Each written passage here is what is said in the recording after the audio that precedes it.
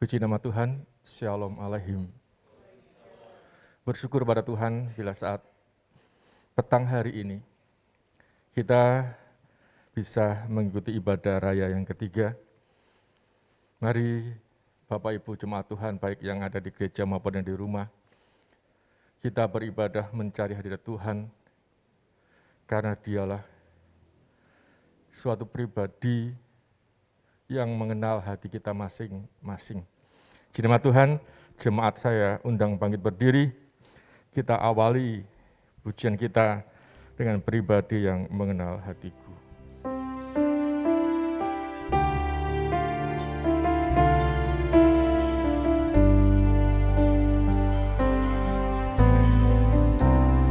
Haleluya.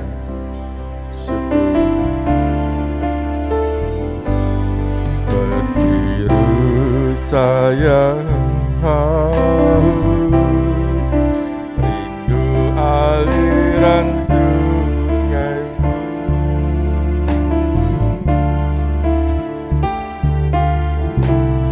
Hatiku tak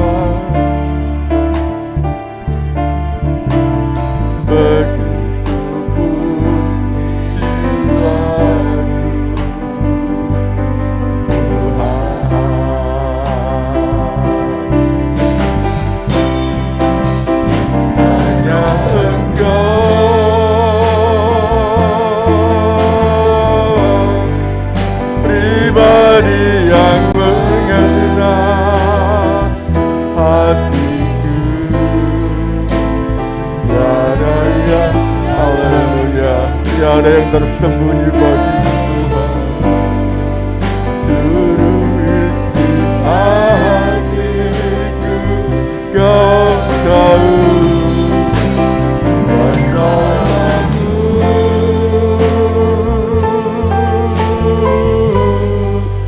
untuk lebih dekat lagi padamu, tinggal dalam indahnya dekapan.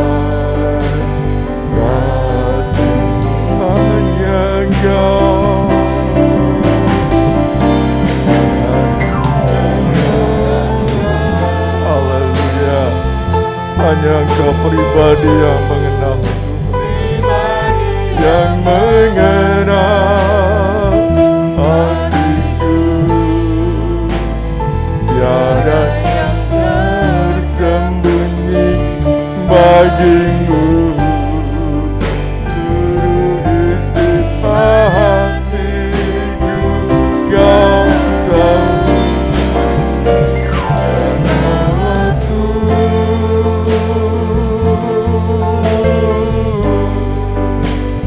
Lebih dekat lagi, mari Tuhan, amin. Dalam indahnya dekapan, kasih hanya Engkau,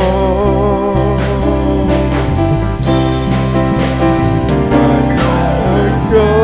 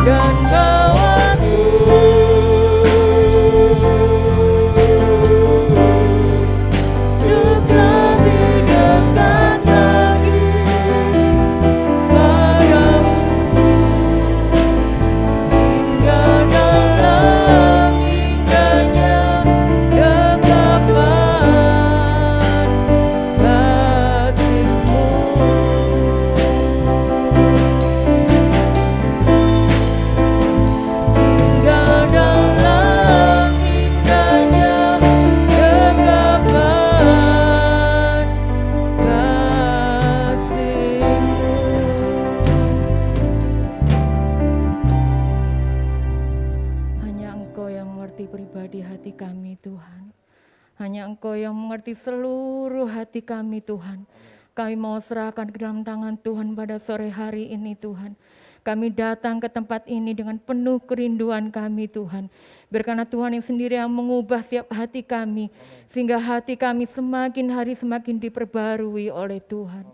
Terima kasih Tuhan, terima kasih untuk kesempatan sore hari ini kami masih bisa datang ke tempat kudus-Mu ini dengan tubuh yang sehat. Ini semua karena anugerah dan kasih Tuhan dalam hidup kami. Kami mau serahkan ibadah ini Tuhan. Biarkanlah Tuhan sendiri yang memimpin ibadah ini Tuhan. Urapi kami semua Tuhan. Sehingga setiap pujian yang akan kami naikkan, naik di hadirat Tuhan dan menyenangkan hati Tuhan. Sehingga kami pulang dari tempat ini, kami membawa damai sejahtera dari Tuhan. Terima kasih Tuhan, terima kasih. Kami serahkan ibadah ini dari awal, pertengahan hingga akhirnya hanya di dalam nama Tuhan Yesus Kristus. Haleluya, amin. Dipersilakan duduk kembali. Selamat sore Bapak Ibu Saudara sekalian kasih Tuhan. Shalom Alahim. Ada sukacita.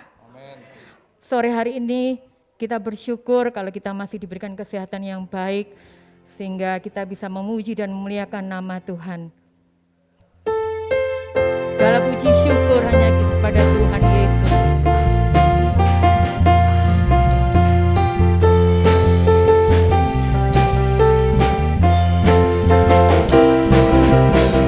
Segala puji syukur hanya bagimu Tuhan, sebab Kau yang layak dipuja.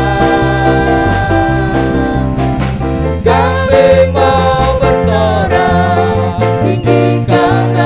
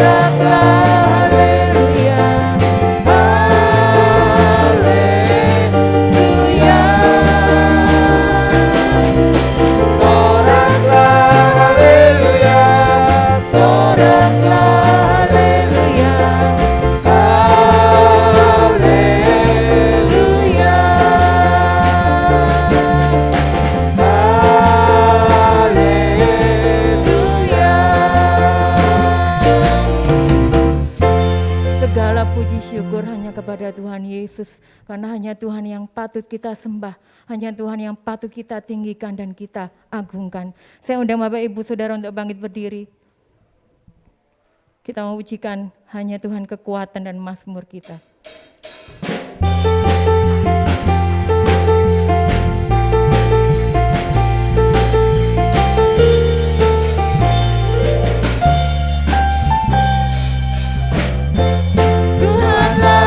Kekuatan dan mazmurku, ya gunung batu dan keselamatanku,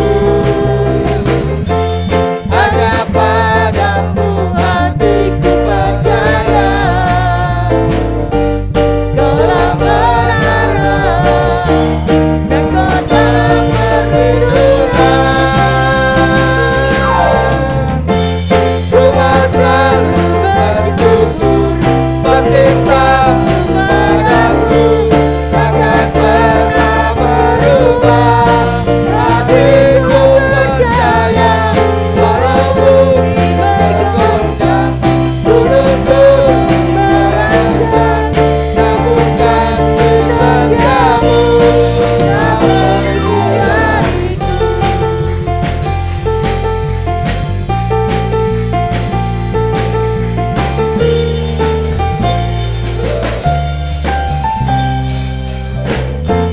Tuhanlah kekuatan dan mazmurku, ya gunung batu dan keselamatanku, hanya padamu hatiku percaya. Kaulah menara dan kota perlindungan. Tuhan selalu bersyukur, bercinta padaku, takkan pernah berubah. Hatiku percaya, walau bumi bergoncang, gunungku meranjang, namun kasih setiamu tak pergi dariku. Tuhan selalu bersyukur, bercinta padaku, takkan pernah berubah. Hatiku percaya, walau bumi bergoncang, gunungku meranjang, namun kasih setiamu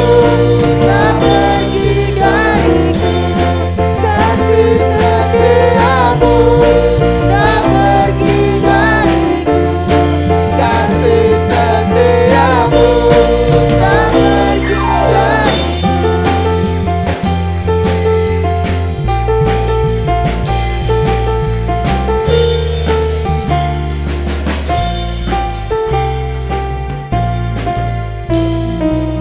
Puji nama Tuhan, kasih setia Tuhan tidak akan pernah meninggalkan kita.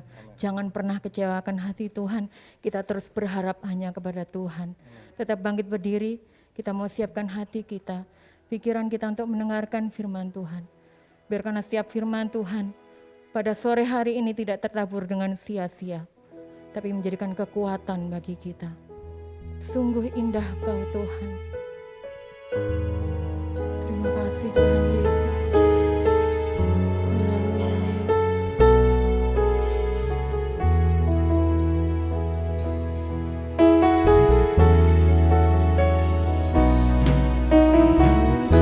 Cari wajahmu, temukan kasih-Mu. Kau bukan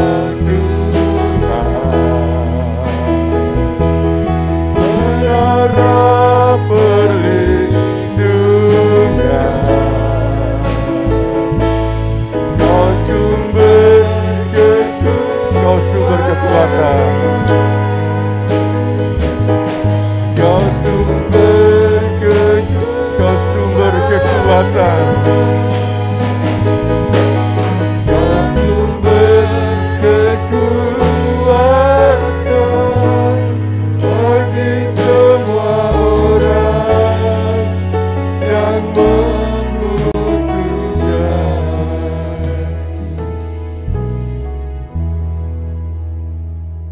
Segala puji, hormat, dan sembah syukur kami naikkan di hadapan-Mu, Bapa yang di surga.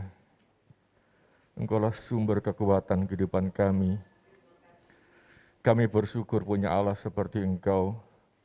Biarlah Tuhan, apa yang kami kerjakan pada saat ini, puji-pujian yang telah kami naikkan di hadapan-Mu, kiranya Tuhan boleh berkenan dan menjadikan suatu dupa yang harum di hadapan-Mu Tuhan, sehingga Tuhan kasih dan kemurahan-Mu, kemuliaan-Mu tetap Engkau nyatakan buat ibadah kami, pertengahan hingga akhirnya kami mendengarkan akan kebenaran firman-Mu. Bapa yang di surga, biarlah kami serahkan hamba-Mu yang telah Kau persiapkan, urapi dalam kuasa Roh Kudus-Mu. Kiranya Tuhan berikan senantiasa hikmat, akal budi yang dari surga, agar firman yang tersampaikan boleh menjadikan pedoman kehidupan kami Tuhan. Terima kasih Bapa, terima kasih. Biarlah kami juga pada saat ini Tuhan mohon kuasa Roh Kudus-Mu, kuasai hati pikiran kami, agar kami tertuju kepada kebenaran firman-Mu. Terima kasih Bapa, terima kasih. Kami sambut firman-Mu dalam nama Tuhan Yesus Kristus, Tuhan dan Juru Selamat kami yang hidup. Haleluya. Amin.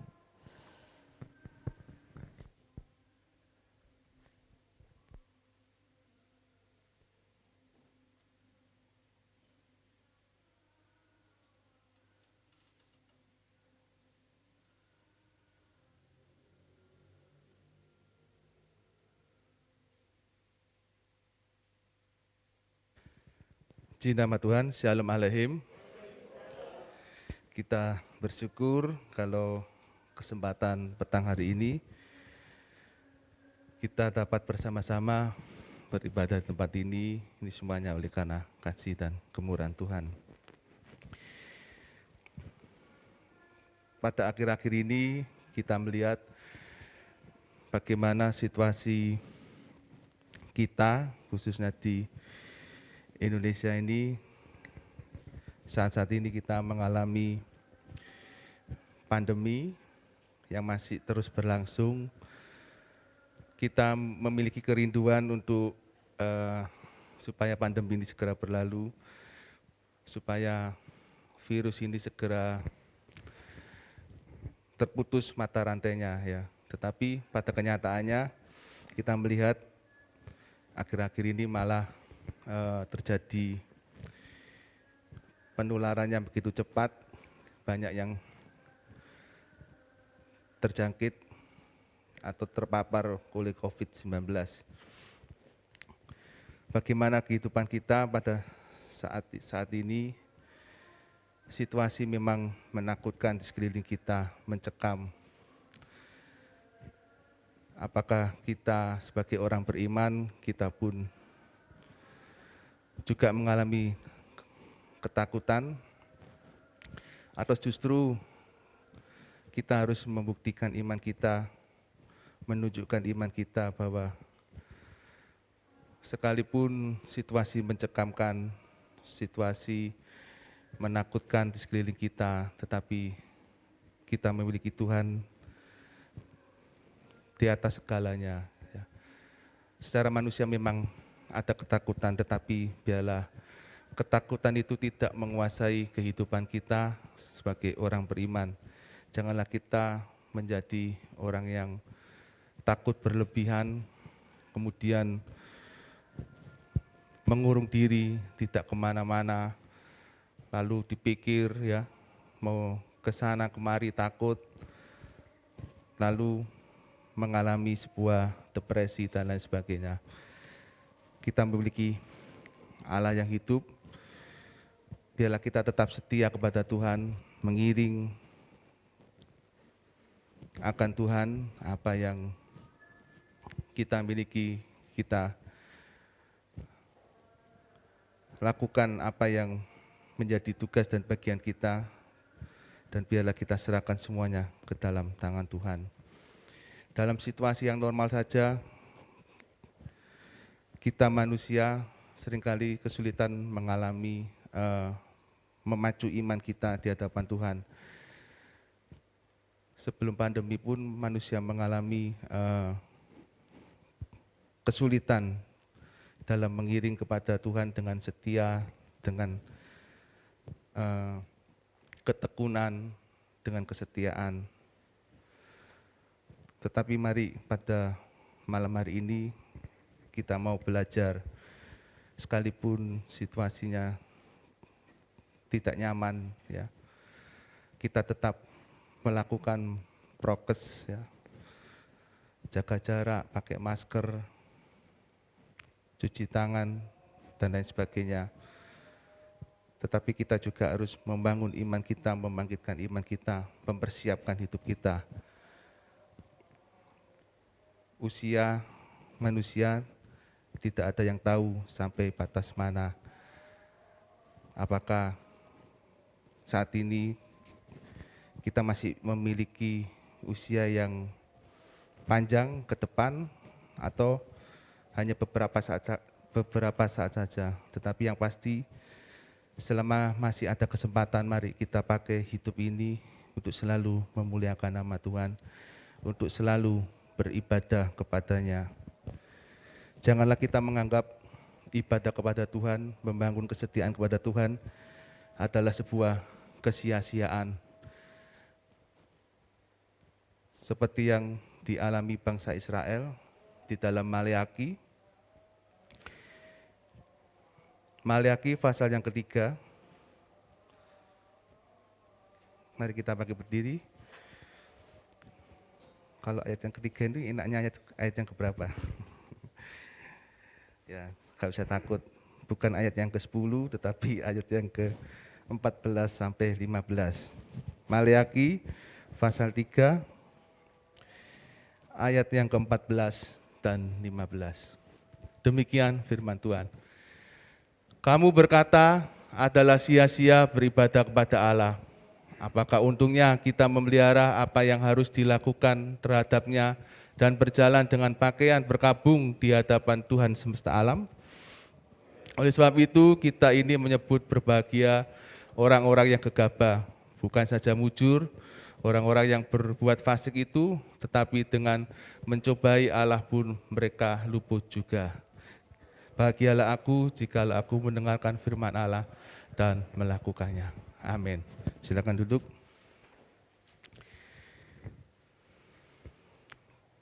Dalam pembacaan kita pada malam hari ini, di situ dikatakan bahwa adalah sia-sia beribadah kepada Allah.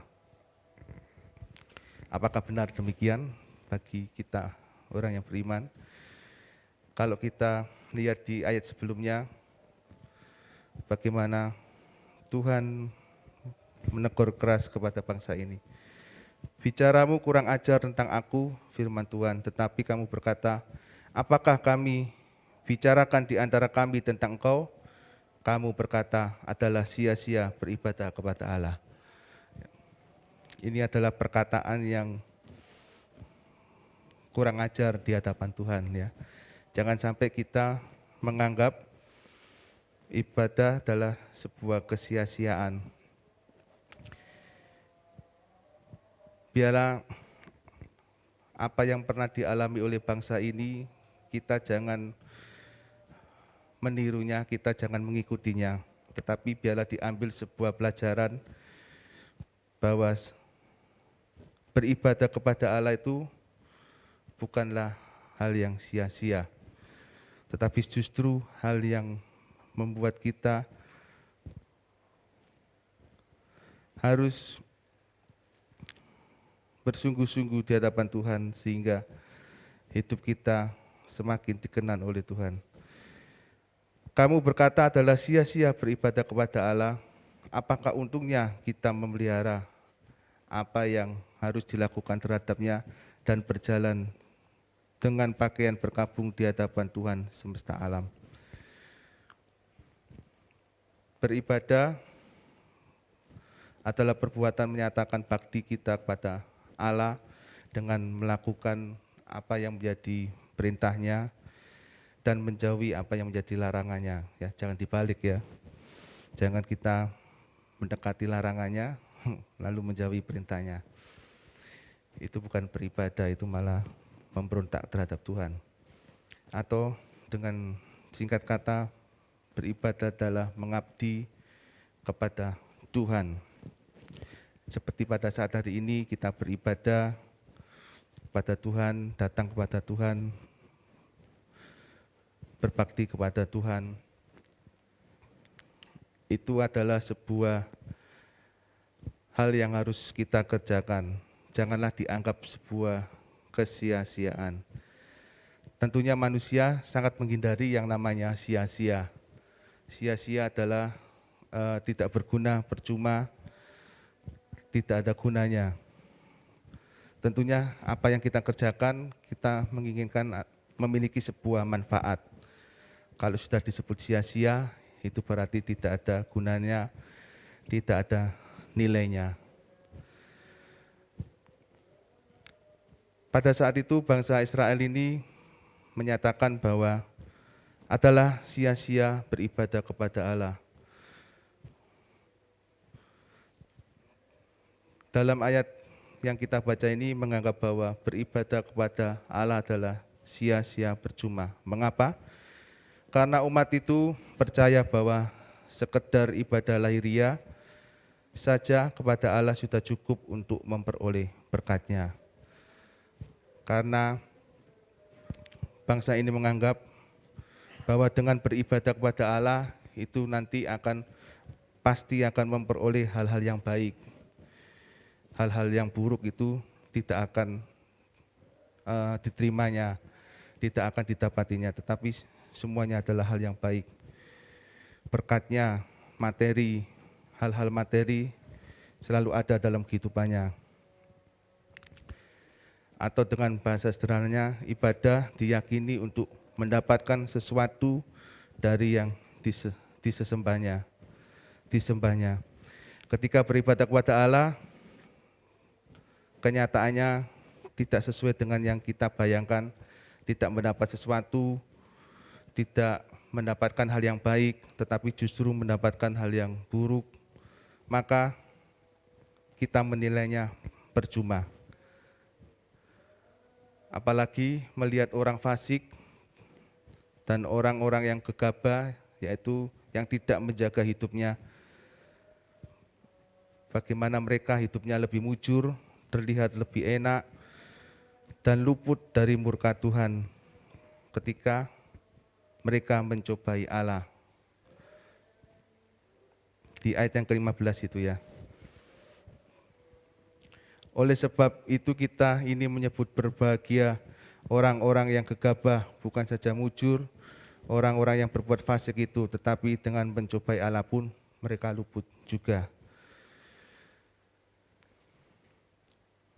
Kelompok orang ini sungguh tidak ada hikmat Allah dalam kehidupannya, sehingga melihat peristiwa yang kontras, bagaimana orang yang beribadah kepada Allah ternyata mengalami penderitaan, mengalami ujian, tetapi sebaliknya mereka yang tidak takut Tuhan, mereka yang hidupnya fasik, hidupnya yang menentang Allah, justru hidupnya lebih kelihatan mujur, lebih kelihatan makmur, lebih kelihatan dalam tanda kutip diberkati Tuhan melalui materi yang ada. Mereka, kelompok ini langsung menyimpulkan bahwa berkesimpulan bahwa beribadah kepada Allah adalah sia-sia. Arti ibadah bagi kelompok ini adalah disamakan dengan hubungan dagang. Ya. Kalau dagang, orang dagang biasanya cari apa, saudara?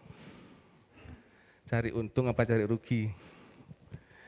Cari untung ya. dagang, namanya dagang masih cari untung, cari cuan. Kita ibadah seringkali dihubungkan dengan hubungan dagang, mencari untung. Aku setia kepada Tuhan supaya diberkati 10 kali lipat, 100 kali lipat.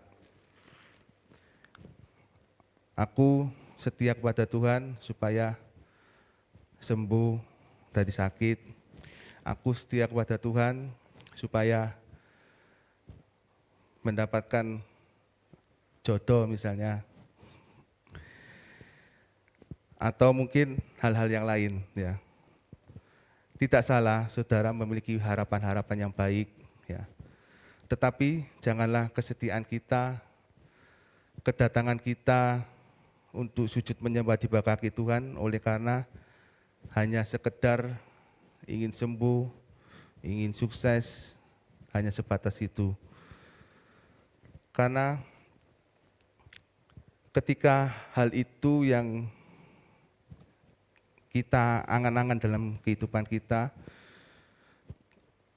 ketika hal itu yang menjadi motivasi dalam kita beribadah kepada Tuhan, setia kepada Tuhan, ketika kita tidak mendapatkan itu semua, maka kita akan menjadi kecewa, dan akhirnya kita menjadi putus asa dan berkesimpulan bahwa ibadah itu adalah sia-sia. Di ayat yang ke-16, beginilah berbicara satu sama lain orang-orang yang takut akan Tuhan.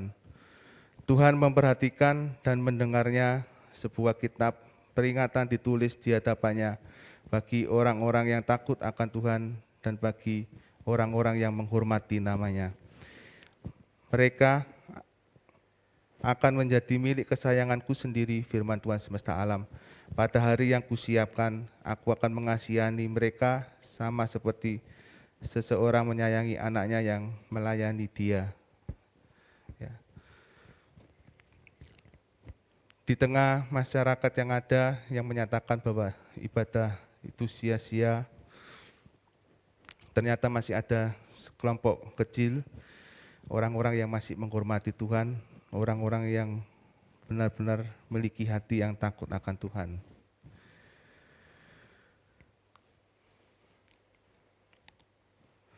Di dalam kita beribadah kepada Tuhan, mari kita memiliki hati yang takut akan Tuhan, hidup yang takut akan Tuhan.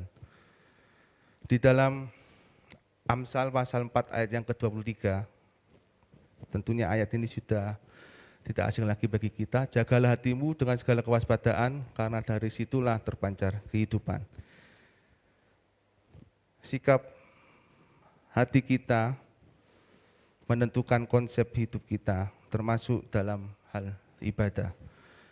Kalau hati kita tertuju kepada Tuhan, memiliki kasih yang murni, kita beribadah dengan tulus ikhlas, tidak memiliki motivasi yang tadi itu yang hanya mencari untung untuk diri kita sendiri, ya, untuk mendapatkan sesuatu dari Tuhan, tetapi kita memiliki hati yang selalu mengasihi Tuhan, rindu akan kebenaran firman Tuhan, hati yang mencondongkan terhadap kebenaran firman Tuhan. Tentu sikap kita tidaklah seperti yang mereka yang menyatakan bahwa ibadah itu sia-sia. Sekalipun apa yang dirindukannya itu tidak tercapai, sekalipun apa yang diharapkannya itu tidak menjadi kenyataan dalam kehidupannya, tetapi orang yang mencondongkan hatinya ini kepada Tuhan, dia tetap tekun dalam beribadah kepada Tuhan. Karena dengan hatinya yang selalu mengarahkan kepada kebenaran firman Tuhan, maka konsep hidupnya adalah semuanya Allah yang berdaulat. Semuanya menjadi kehendak Tuhan adalah yang terbaik dalam kehidupan kita, sekalipun kita harus mengalami sebuah penderitaan. Kita hidup di dunia ini tidak bisa lepas dari penderitaan. Apapun penderitaan itu, besar atau kecil. Karena kita hidup di dunia yang sudah jatuh dalam dosa, penuh dengan onak dan duri, baik orang jahat maupun orang baik, baik orang saleh maupun orang yang penuh dengan dosa, tetap mengalami penderitaan. Tetapi yang membedakan adalah penderitaan bagi orang benar, bagi orang beriman, penderitaan itu akan menjadikan kita semakin memurnikan iman kita di hadapan Tuhan. Karena disitulah ujian kita orang beriman, apakah kita tetap teguh mengiring akan Tuhan, ataukah kita malah melepaskan Tuhan dalam kehidupan kita, menyatakan semuanya sia-sia. Kehidupan yang aku bangun dalam Tuhan sia-sia. Apakah demikian? Kalau itu terucap atau terlintas dalam pemikiran kita, berarti kita mengalami kemerosotan iman dalam kehidupan kita. Kita tidak lagi melihat bagaimana Tuhan bekerja dalam kehidupan kita. Ketika hidup kita menghadapi masalah, kalau minggu lalu Pak Agus menyampaikan bagaimana badai kehidupan, bagaimana Rasul Paulus menghadapi badai ya, yang cukup lama, tetapi Rasul ini memberikan keteladanan yang baik, memberikan kekuatan bagi yang lainnya, tidak malah menjadi lemah. Demikianlah seharusnya kehidupan kita, dalam kita membangun kesetiaan kita beribadah kepada Tuhan. Ketika ada hal-hal yang buruk menimpa kita, hal-hal yang kurang baik menimpa kehidupan kita, janganlah kita memiliki kesimpulan yang salah terhadap Tuhan. Tuhan itu tidak adil, percuma aku mempertahankan hidup bersih, percuma aku melakukan hal-hal yang baik. Tetapi kita harus memiliki prinsip iman, meskipun Tuhan mengizinkan hal-hal yang tidak baik, kurang baik, atau buruk sekalipun.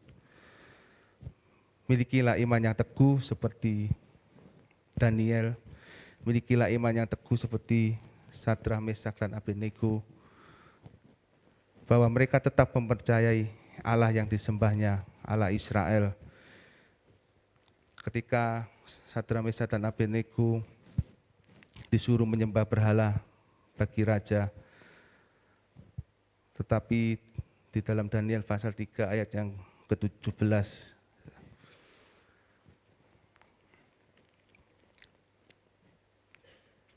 jika Allah kami yang kami puja sanggup melepaskan kami, maka Ia akan melepaskan kami dari perapian yang menyala-nyala itu dan dari dalam tangan-Mu.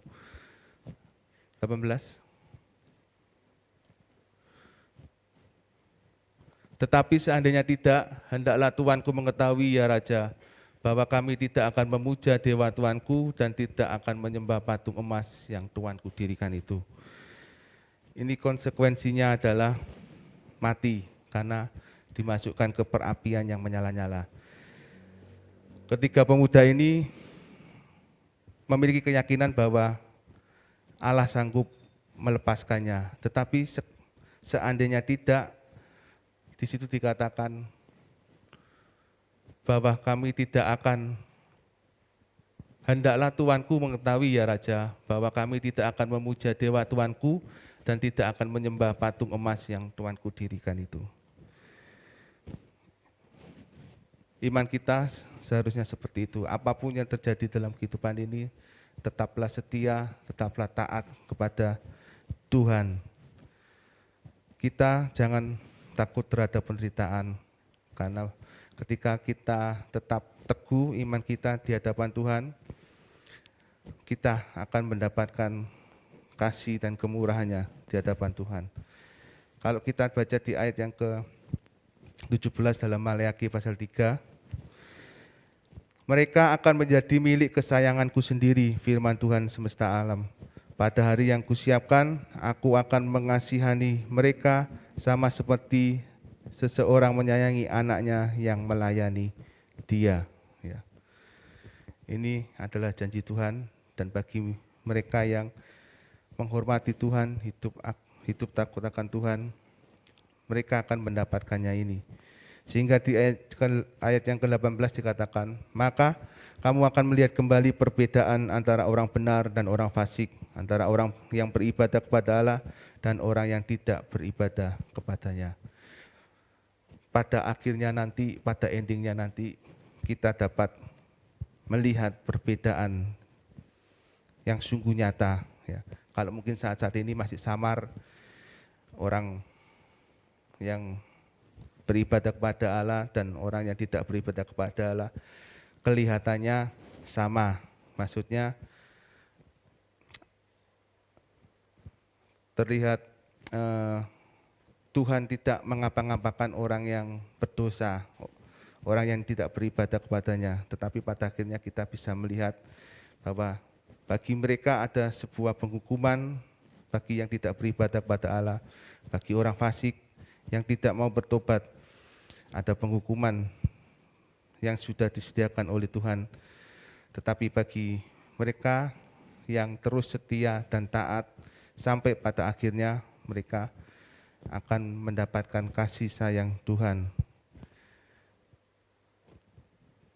Mereka akan menjadi milik kesayanganku sendiri, firman Tuhan semesta alam. Pada hari yang kusiapkan, aku akan mengasihani mereka sama seperti seorang menyayangi anaknya yang melayani dia. Ya. Mari pada kesempatan malam hari ini, kita jangan memiliki pandangan yang salah terhadap Tuhan, terhadap Allah yang kita sembah. Sekalipun mungkin saat ini kita melihat kenyataan yang seakan-akan kita orang benar tidak dibela oleh Tuhan, tetapi justru orang yang jahat mendapatkan kemujuran, mendapatkan kemakmuran. Janganlah kita menjadi panas hati. Kalau sesi 2 tadi disinggung tentang Ayub, kita pun belajar seperti Ayub, mau menerima yang buruk. Ya. Jangan hanya mau menerima yang baik saja. Bahwa semuanya adalah milik Tuhan. Kalau Tuhan mengambil, ya kita pun harus tetap mengucap syukur kepada Tuhan. Itu yang Tuhan inginkan dalam kehidupan kita, supaya kita terus hidup dalam persekutuan yang dekat dengan Tuhan, sehingga kita dapat merasakan keindahan bersama Tuhan. Berapa lama kita hidup mengiring akan Tuhan? Sudahkah kita merasakan keindahan bersama Tuhan, ataukah kita masih belum pernah merasakan sama sekali? Kita beribadah, ya rasanya ya cuma begini-begini aja, tidak ada kekuatan, tidak ada keindahan. Ya. Berarti kalau hal itu terjadi, berarti kita belum bersekutu erat dengan Tuhan. Kalau kita sudah bersekutu erat dengan Tuhan, dalam kita beribadah, dalam kita memuji Tuhan, itu kita lakukan dengan kesungguhan hati, dan kalau itu kita kerjakan dengan kesungguhan hati, maka ada keindahan dalam kehidupan kita.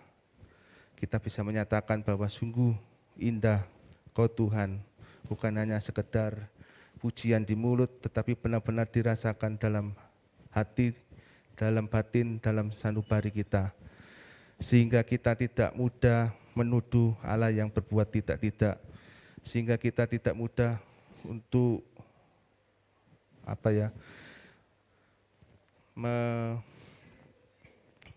memprotes Tuhan, ya, kok begini, kok begitu, ya. Tetapi mari kalau kita belum mengerti apa yang Tuhan inginkan dalam kehidupan kita mau masuk dalam hadirat Tuhan, kita mau datang kepada Tuhan, bangunlah pujian dan penyembahan dalam kehidupan kita bersama, supaya karunia-karunia Tuhan boleh bertumbuh dalam kita berjemaat, dalam kita bersekutu bersama ini, sehingga persekutuan kita ini persekutuan yang hidup, ya. Ibadah kepada Tuhan janganlah dianggap seperti sebuah hubungan dagang yang selalu menguntungkan kita, ya. Tetapi terkadang Tuhan izinkan kita merugi, ya. Tuhan izinkan kita menghadapi kesesakan, menghadapi badai, supaya iman kita semakin kuat, iman kita semakin kokoh di hadapan Tuhan, supaya kita benar-benar mantap dalam mengiring akan Tuhan, tidak gampang kecewa kepada Tuhan, tidak gampang putus asa kepada Tuhan, tetapi justru semakin teguh dan dapat melihat keajaiban Tuhan yang nyata dalam kehidupan kita. Kalau hidup kita ini santai-santai, maksudnya hidup kita tenang-tenang, tidak ada persoalan, kita tidak dapat melihat kemuliaan Tuhan.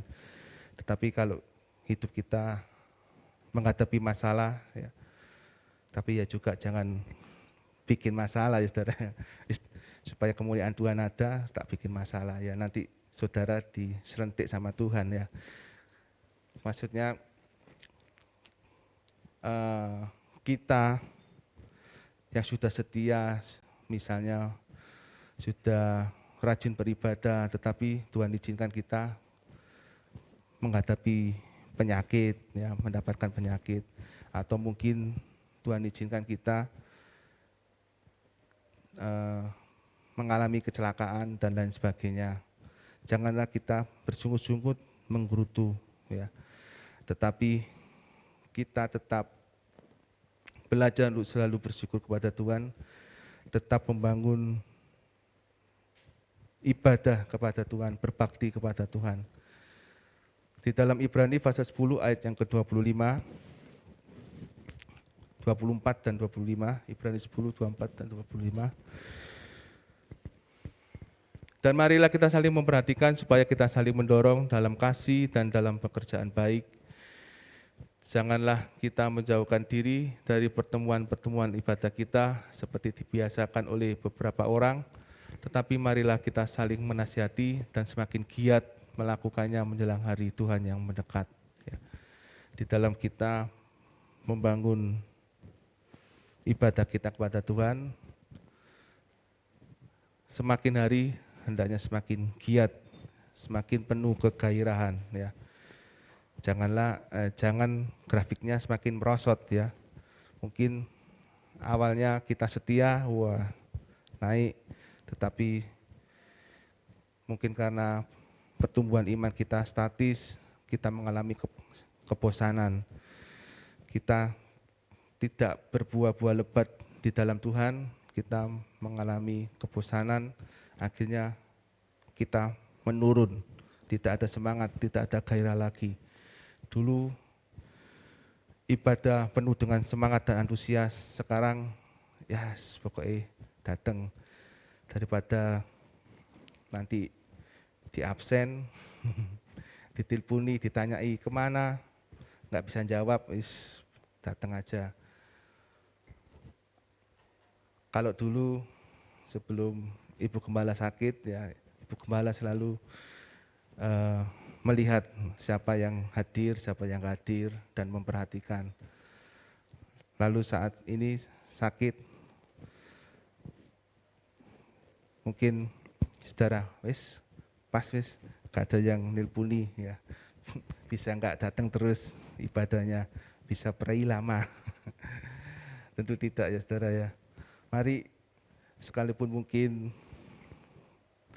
saat-saat ini ya, kalau kita sibuk, tetaplah meluangkan waktu untuk Tuhan. Ya. Tuhan sudah memberikan segalanya dalam kehidupan kita. Kalau Tuhan tidak mempedulikan manusia, ya, kita ini hidup hanya untuk kebinasaan, saudara ya. Karena upah dosa adalah maut. Ketika Adam dan Hawa sudah jatuh dalam dosa, itu semua keturunannya sudah berdosa.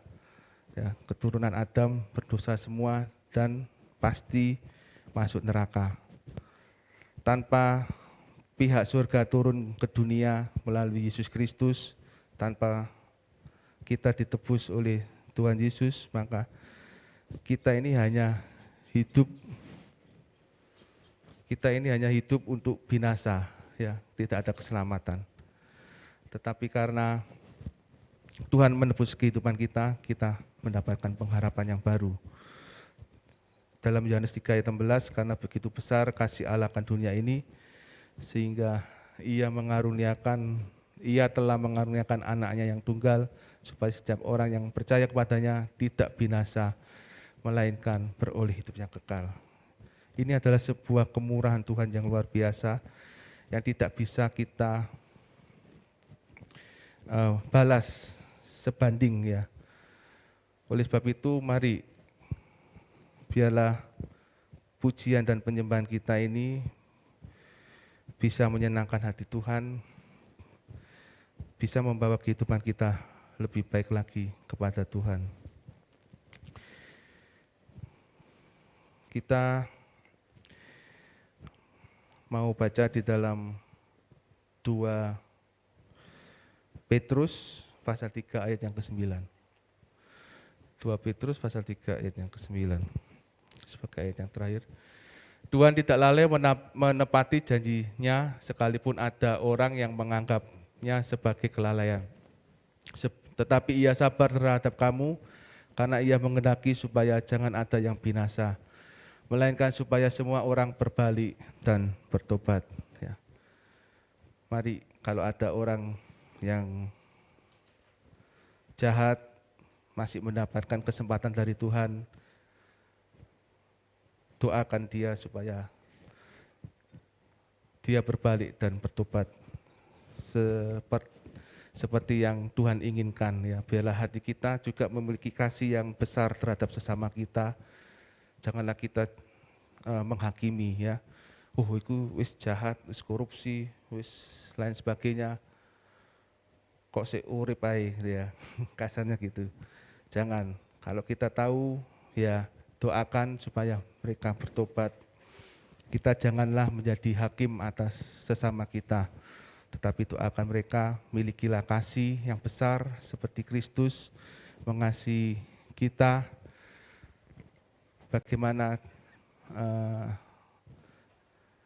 Allah tidak menginginkan kebinasaan kita, umat manusia, tetapi supaya mereka semua, kita semua boleh selamat dan berbalik dan bertobat. Dan kalau saat-saat ini kita belum menerima janji Allah, kita masih bergumul, kita masih hidup dalam penderitaan, ingatlah Tuhan tidak lalai menepati janjinya. Dalam sepanjang sejarah yang telah Alkitab tulis ini, Tuhan selalu menepati janji apa yang telah dijanjikannya. Sekalipun ada orang yang menganggapnya sebagai kelalaian, ya, jangan pernah kita menganggap Allah itu lalai, tetapi Dia adalah Allah yang menepati janji, dan biarlah kita mengasihi sesama kita, jangan menjadi hakim terhadap sesama kita, tetapi biarlah kita saling mendoakan, saling mengharapkan pertobatan saudara-saudara kita seiman, sehingga kita semua dapat bersama-sama berkumpul bukan hanya di dunia ini, tetapi di surga yang mulia. Amin. Demikian renungan yang dapat saya sampaikan. Biarlah kita tetap setia dan taat untuk beribadah kepada Allah. Jangan bercuriga dengan Tuhan. Tuhan adalah Tuhan yang maha baik, terlalu amat sangat baik dalam kehidupan kita. Dia tidak menginginkan kebinasaan manusia, ya. Dan kita janganlah terkecoh oleh bujukan atau rayuan iblis yang kelihatannya nikmat. Dalam dunia ini kelihatannya nikmat, tetapi itu hanya sesaat. Dan kenikmatan itu bukan menuju kepada kenikmatan yang sejati, tetapi menuju kepada kebinasaan. Itu adalah iblis. Tetapi percayakanlah hidup ini kepada Yesus Kristus, kepada Tuhan yang memberi kita kehidupan saat ini dan kehidupan yang akan datang. Mari kita bangkit berdiri.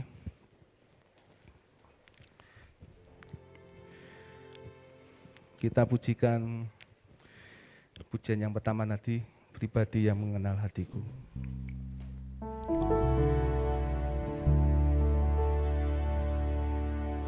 Seperti sayang haus rindu aliran sungaimu,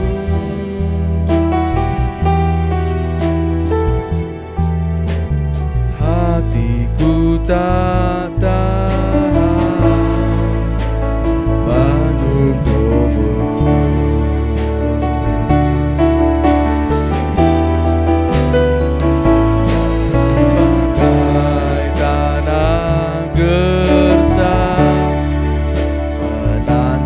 Datangnya hujan,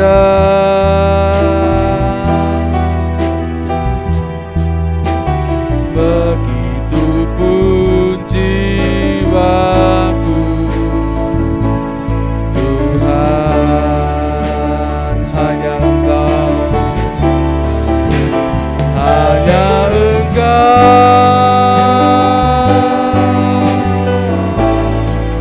pribadi yang mengenal hatiku, tiada yang tersembunyi bagiku, seluruh isi hatiku Kau tahu,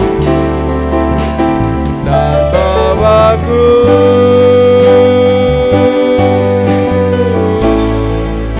untuk lebih dekat lagi padamu,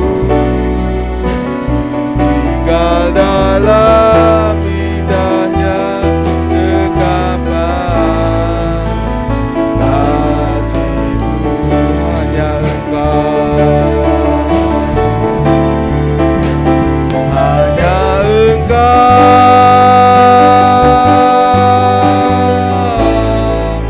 pribadi yang mengenal hati.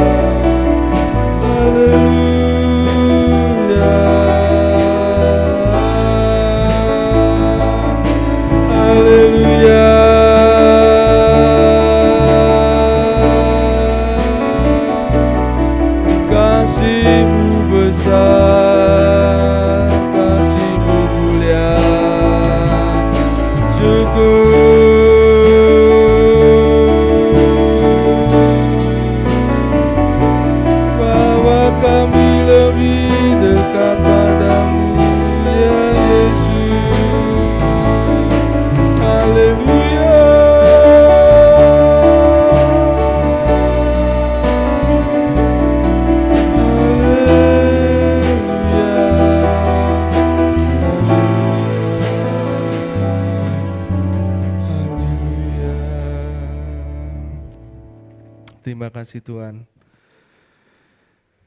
Ampuni Bapa segala kecurigaan kami terhadap-Mu.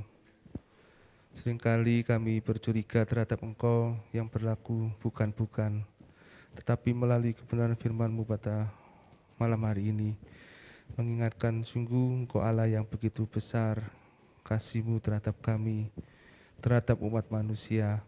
Engkau selalu memberikan kesempatan bagi kami untuk bertobat, untuk kembali kepada Engkau.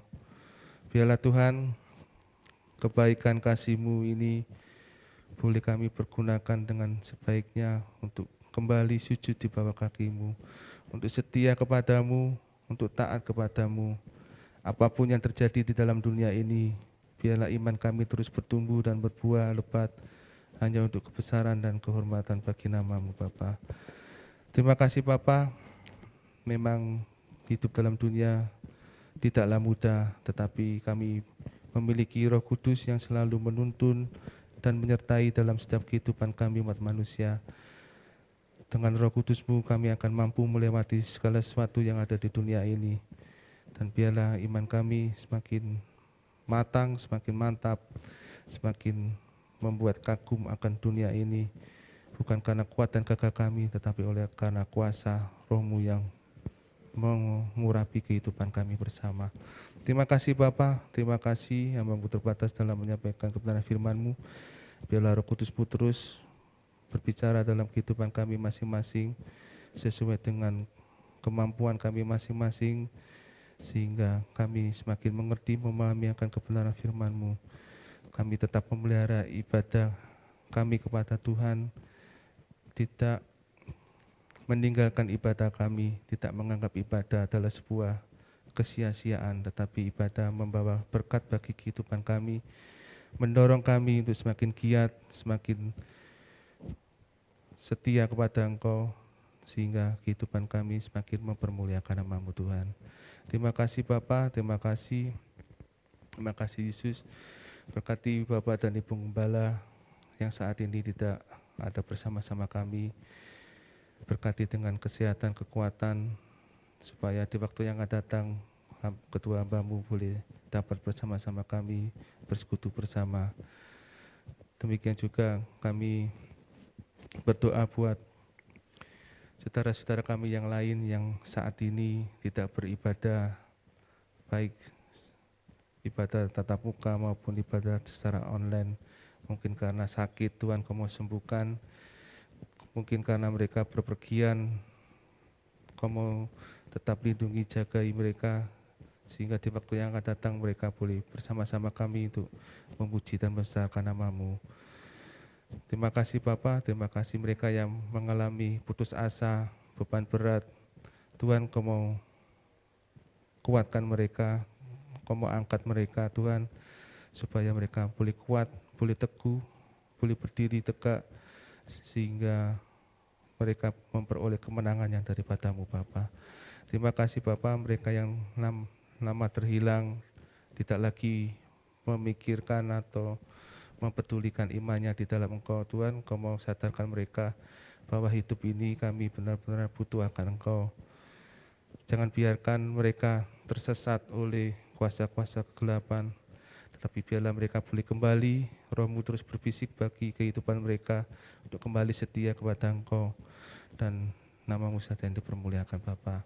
Terima kasih Bapa, terima kasih untuk bangsa dan negara kami serahkan dalam tangan-Mu. Bangsa ini yang masih bergelut menghadapi COVID-19 kami serahkan dalam tangan-Mu.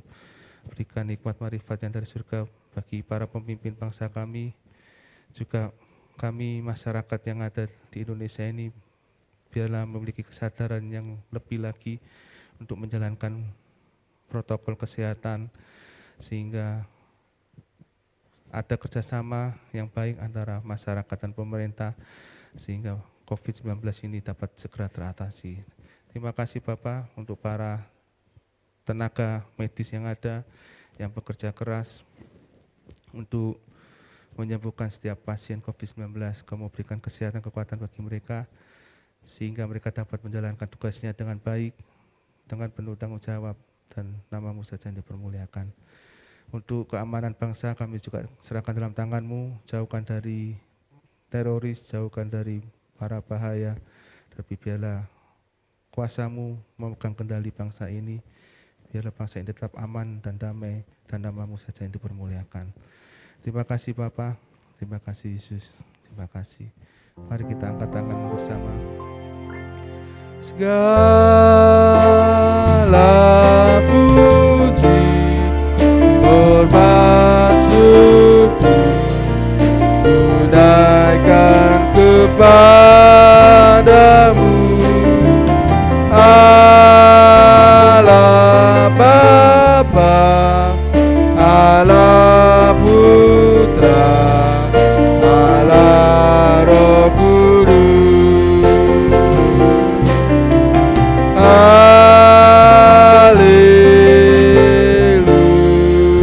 Haleluya, haleluya,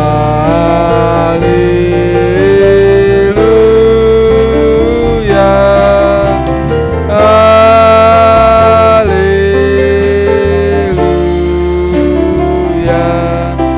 Ketiga yang esa.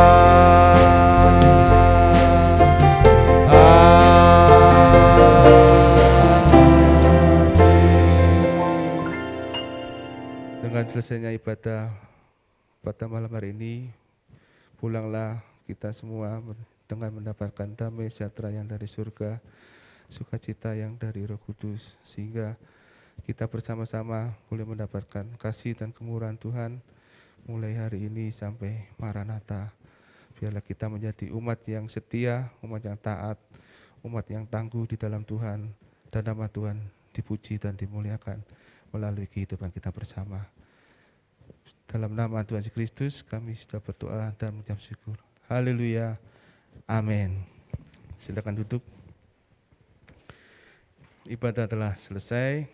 Saya akan menyampaikan pengumuman gereja. Tiap Senin sampai Sabtu jam 4:30 pagi ada doa pagi di gereja. Kemudian tiap Rabu jam 6:30 malam ibadah doa malam secara online. Bapak Ibu bisa mengikuti melalui siaran di YouTube ya. Linknya selalu saya kirim lewat WA grup GBBS Salom Lamongan. Kemudian untuk Sabtu ibadah kaum muda remaja jam 5 petang di gereja, dan minggu depan,